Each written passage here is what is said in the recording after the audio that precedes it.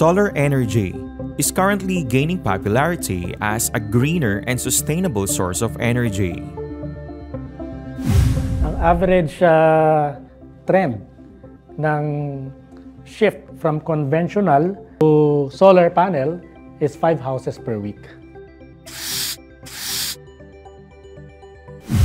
Solar farms are being built one after another, and many households are adding solar panels to their roofs. Could this be a solution to the country's high electricity costs? Magkakaroon po ng reduction talaga sa cost nila, sa monthly billing cost nila.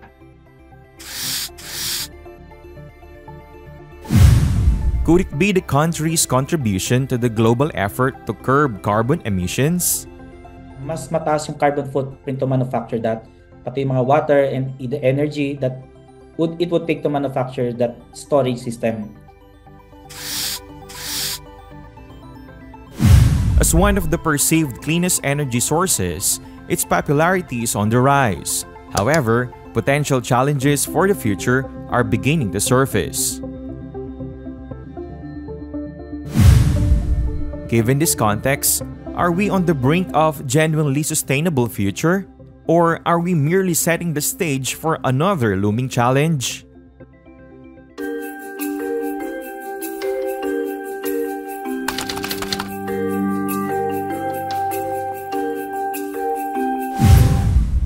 The sun is a massive sphere of plasma that generates energy through nuclear fusion, a process where hydrogen photons collide at high speeds in its core, forming helium atoms.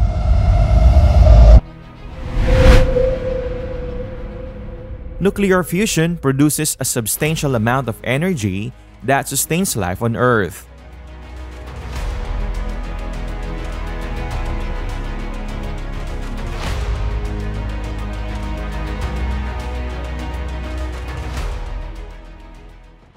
The energy produced by the sun is widely regarded as adequate to meet the global energy demands. Advancements in technology have enabled humanity to harness solar energy and convert it into electricity effectively. This technological progress raises positive expectations regarding the increasing need for sustainable energy solutions. Historical accounts show that humans have used solar energy since the ancient times. According to the U.S. Department of Energy's website, the technology can be traced back to the 7th century BC. In the Philippines, it was first introduced in the late 2000s. Ang development ng solar energy in the country, nag-start po siya nung na-enact yung Renewable Energy Act of 2008 or the RA 9513. Under po dyan sa batas na yan, malinaw po na i-develop yung mga renewable energy resources or mga technologies. Isa po dyan yung solar energy. Solar energy or sun's energy is free. Okay? In fact, matagal natin ginagamit yan sa pang-araw-araw, pag naglalaba, right? Nagpapatayo, libre yun. Ang may bayad is when we convert from one state of energy or one to transform that sun's energy into, for example, electrical energy. It requires components or materials to convert it. There are two major modes or kinds or type on how we convert solar power or solar energy into electricity. The first one, alam natin yun yung pinaka-popular. So we have a solar panel. Basically, ang pinaka-main components nito ay yung nakikita natin na parang itim na yan. So ito, silicon material. So aside from silicon, of course, meron pa dyan ibang mga elements na nakakombine dyan to make it a solar cells. Okay? So itong malaking assembly na to, it's a solar panel. So yung isang maliit na yan na square, ito, yan yung tinatawag na solar cell. Okay, tapos may makita ka na yung mga linya na yan. So yan yung mga tinatawag natin na connectivity or yung tabbing wire. Yan yung mga connections niya. So basically, marami yung cells sa loob. Tapos naka-connect yan in such a way na mamumultiply niya yung yung voltage. It absorbs yung light. In the light, meron yung tinatawag na photons. Then that photons will be absorbed by a material in the solar panel, and that's the one will convert into electricity. Yun yung tinatawag na photovoltaic na mechanism. Yun yung most popular way to convert sun's energy into electrical. The other one, which is somehow not popular but more efficient, at saka ito yung ginagamit sa mga malalaking malalaking areas, no? Although here in the Philippines hindi siya, wala pa tayo dito, is yung tinatawag na concentrated solar power.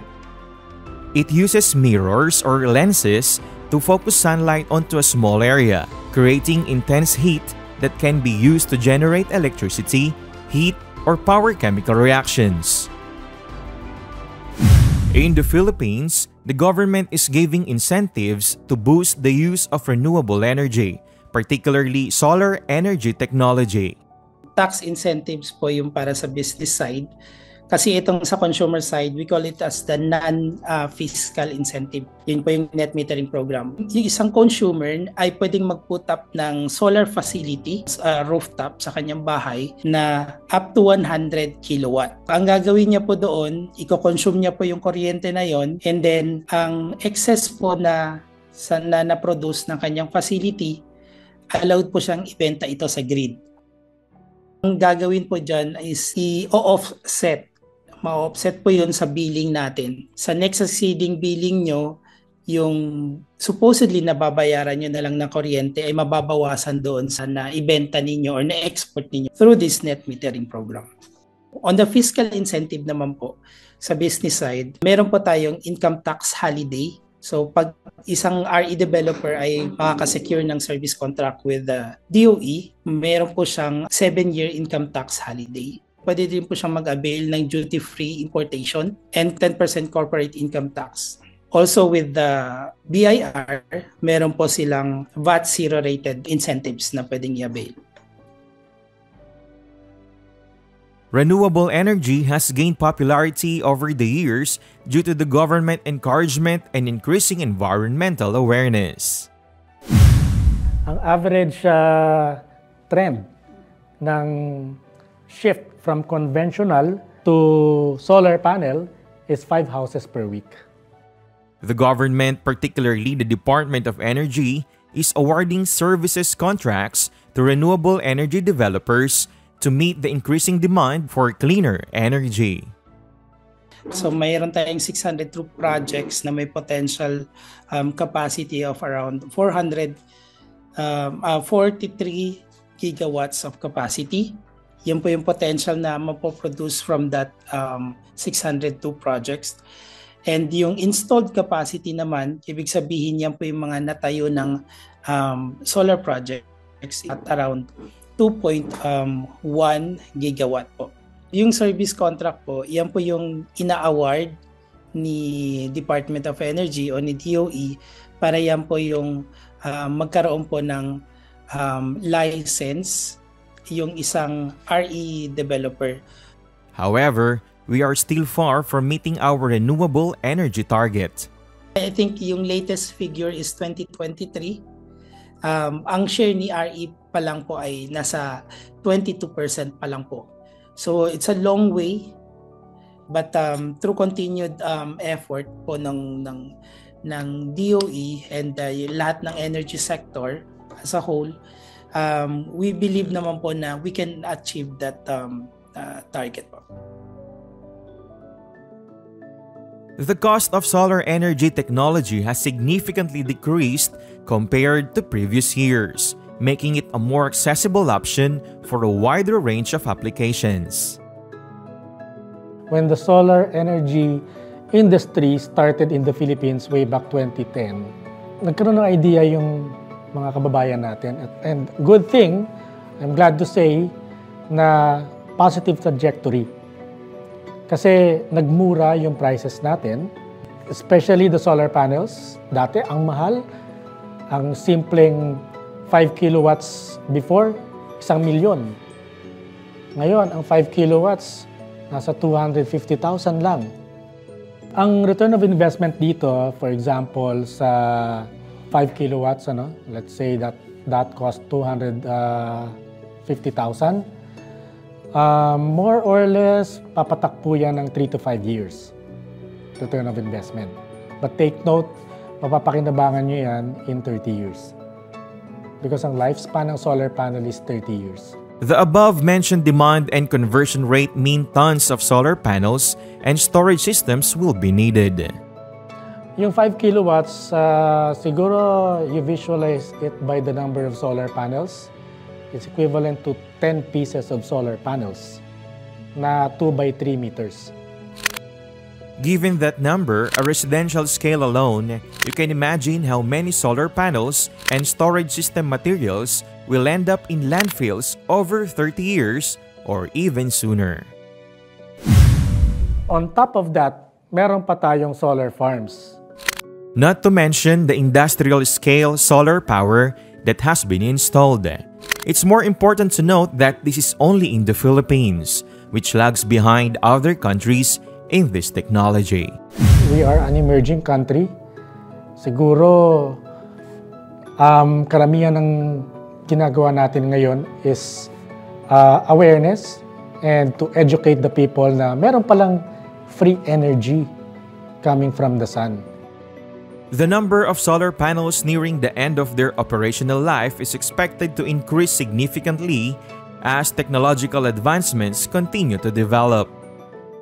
In a study published on the Harvard Business Review website, it was mentioned that according to the International Renewable Energy Agency, or IRENA, significant amounts of annual waste are expected by the early 2030s, potentially reaching 78 million tons by 2050. But IRENA presented it with the silver lining that those tons of waste can be a billion-dollar opportunity for recycling. However, IRENA's projection figures are based on the assumption that customers will retain their panels for their entire lifespan. Those opting for early replacements are not accounted for. This Harvard Business Review study shows that the solar panel disposal problem will arise sooner than IRENA projected. These figures are from the analysis of residential alone.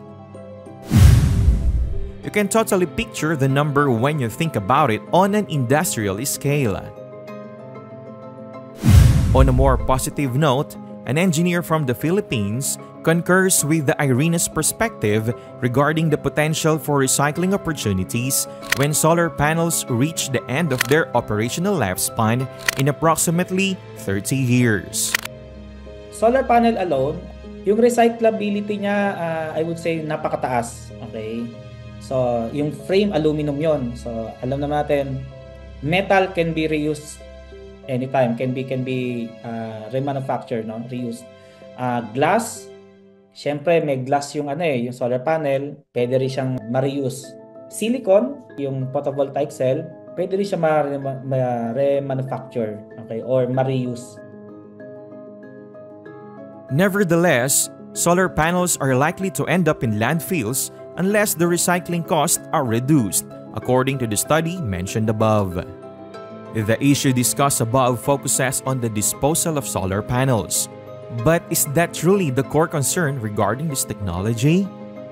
I think the good thing with the solar panel, since I would say 60% of the total material are silicon, we can produce as many as we can na solar panels kasi very abundant siya. The other materials naman that comprise of a solar panel, kanina nakita natin, meron siyang frame.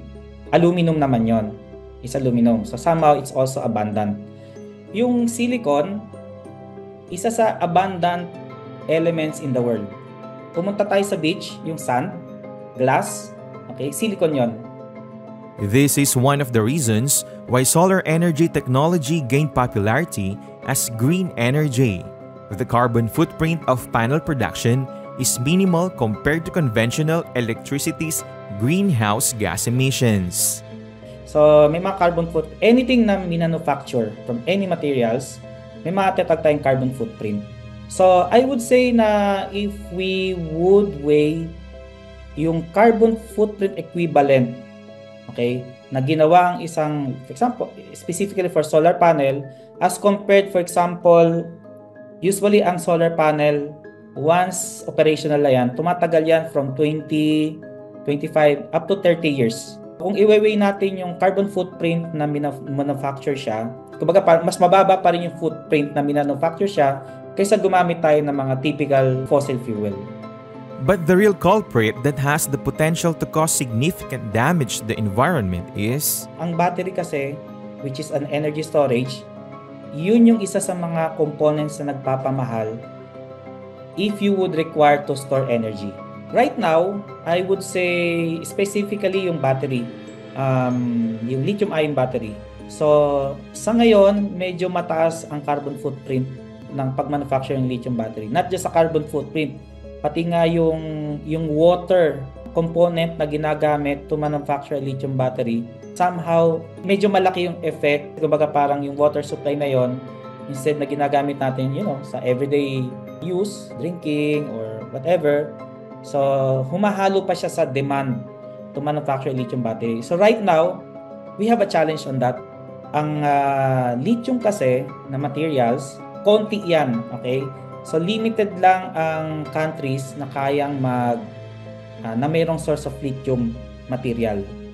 The question at hand is whether solar power technology represents a viable solution to mitigate the reliance on depleting fossil fuels. I think ang dark side of a renewable energy when it comes if there's a battery storage involved. The challenge extends beyond the carbon footprint associated with manufacturing. Batteries also pose an end-of-life concern.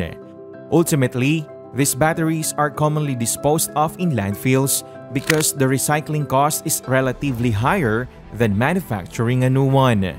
And we all know that waste disposal has been an ongoing issue in the Philippines. If we don't take action soon, we will undoubtedly face an even bigger problem in the future.